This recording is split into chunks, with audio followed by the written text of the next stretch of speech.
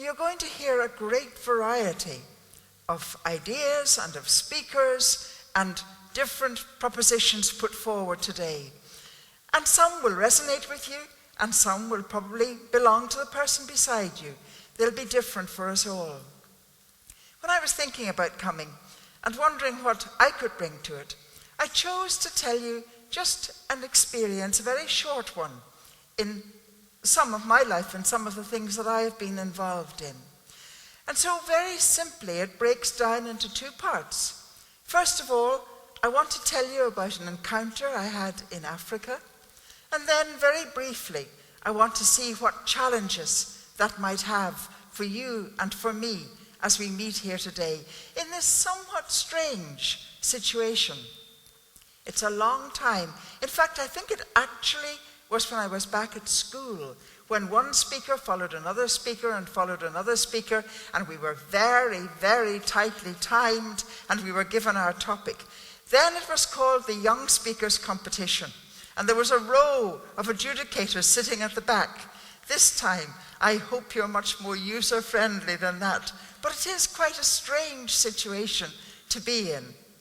However, a very interesting and a very stimulating one as well. But let me tell you about this encounter in Africa. Africa, as you know, is a huge continent, an amazing country. Some of you will have traveled there. Some of you, I know, have been to Africa and will have experienced the richness, the diversity of its culture. Some of you, in fact all of us, will have seen pictures in the media, either television or the press, whatever it is, about that continent. And just at this moment, just from last night, all of us must be aware of Africa, and in particular of South Africa. And when the news came through of the death of Nelson Mandela, immediately the media focused on that continent, focused in particular on the country which he transformed. So today and in the days that follow, our focus will be very much in so many ways on African culture.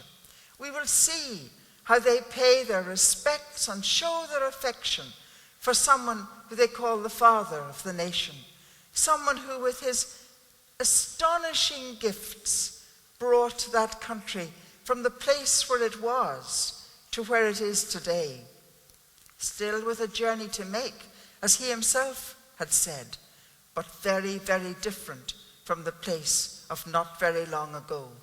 So Africa is very much in our minds and in our thinking.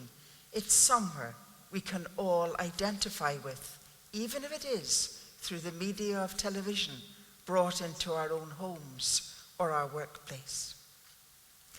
Those of you who have been to Africa know that to journey in that continent can be quite a challenge in itself. You go along these roads and you go along the terrain that is Africa, and all the while the sun beats down upon you and the red dust of Africa swirls around you. It seems to me to be not just the soil of Africa, but something of the very spirit of that amazing continent, and you are enveloped in it and drawn into it. But I was going to quite a remote corner of Africa, to a place where there were a group of people who had been very, very badly injured. And I was going to meet them and to see what was happening in their lives. And so eventually, after this journey, we came to the place. Now, I could spend all day telling you about that journey in Africa and the different things that happened, but we are very tightly tied to time. So the journey will have to be taken for granted, and the arrival is what's important, for that's where the encounter took place. So we got out of the vehicles, and I was met at the doorway of a hut, one hut among hundreds and hundreds, as far as the eye could see, where people lived or existed, you and I might say, for they had nothing in our terms.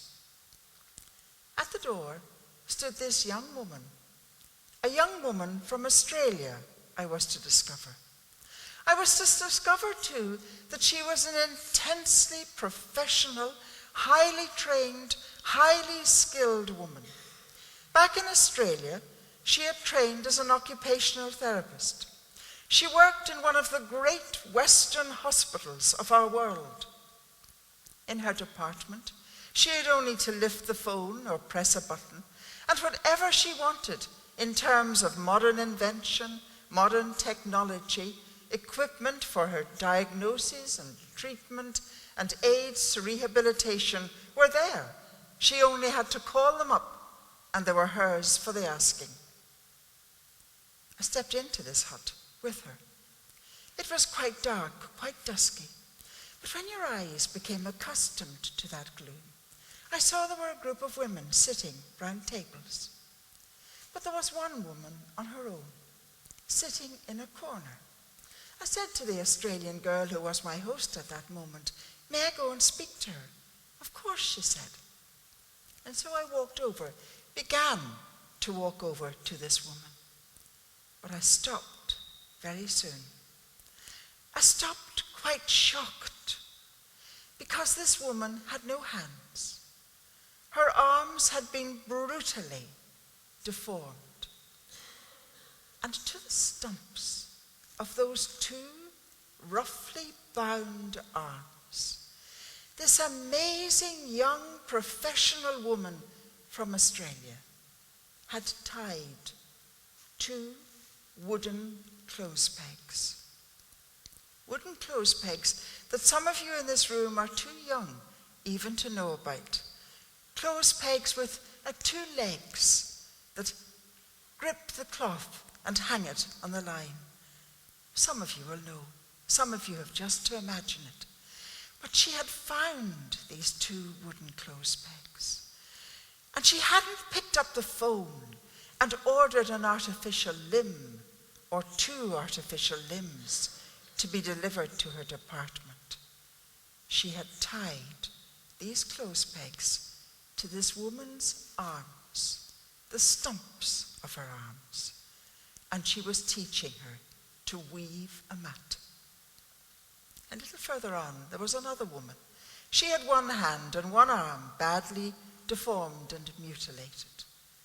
And to the stump of that arm, this girl had found an old wooden spoon, and she had tied that spoon to the stump of her arm.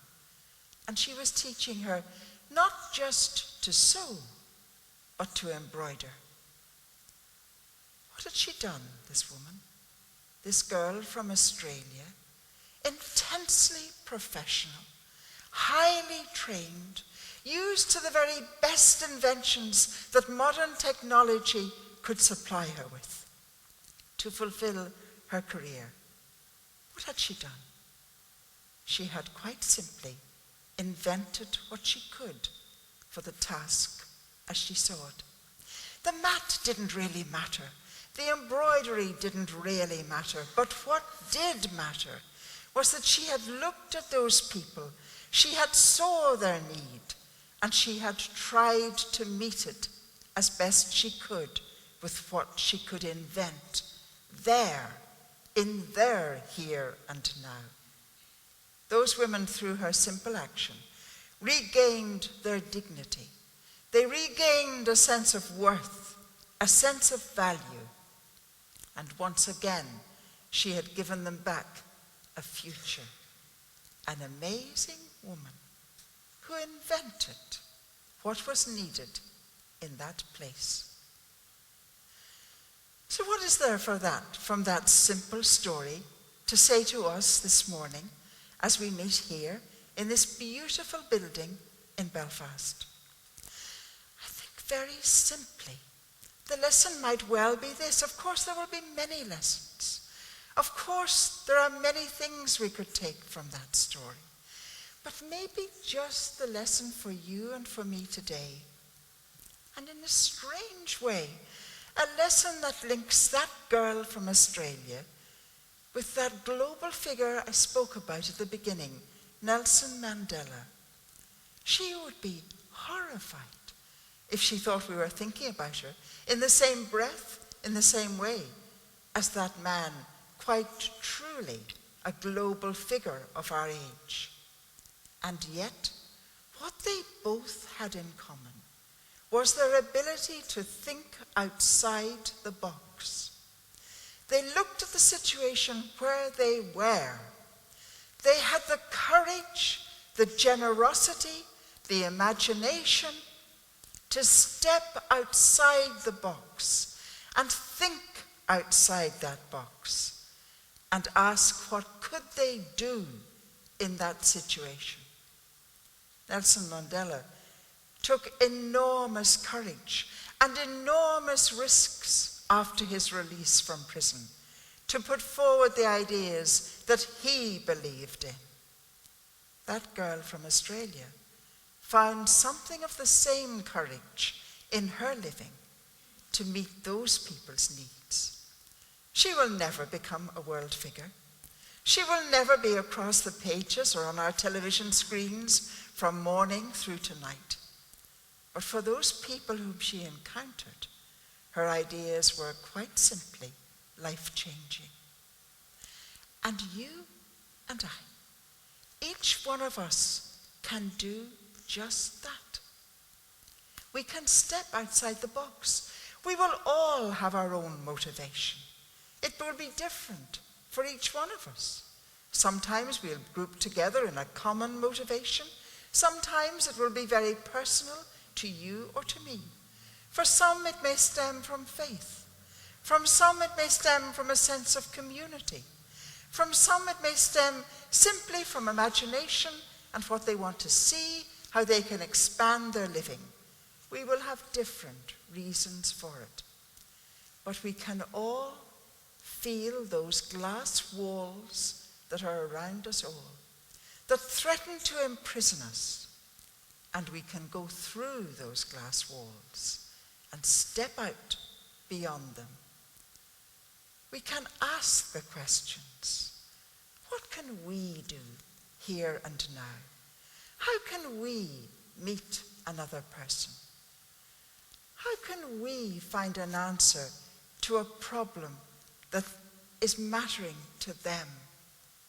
What can we do?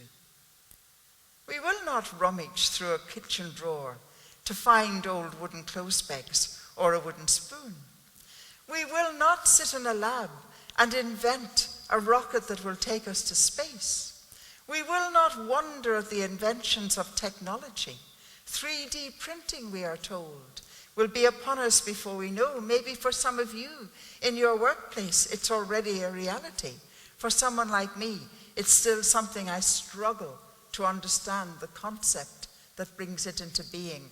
But I am reliably told that by next Christmas, it will be the must-have present for those in the know. We will not do things like that. We probably won't even think of something so simple that someone else has invented that we wonder why on earth we didn't think of it.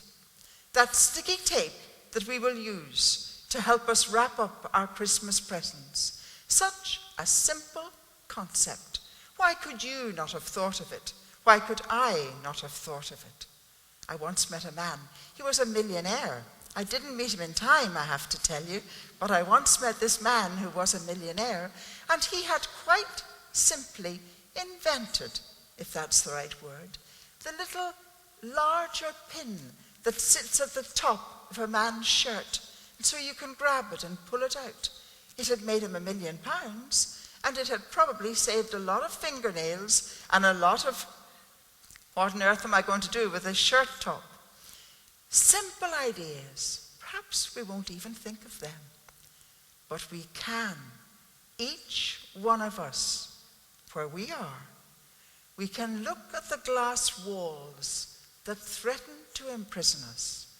We can find the courage in ourselves, and we can step out beyond those walls with simple ideas that can well be life-changing for the people we encounter when we go beyond that prison we impose upon ourselves.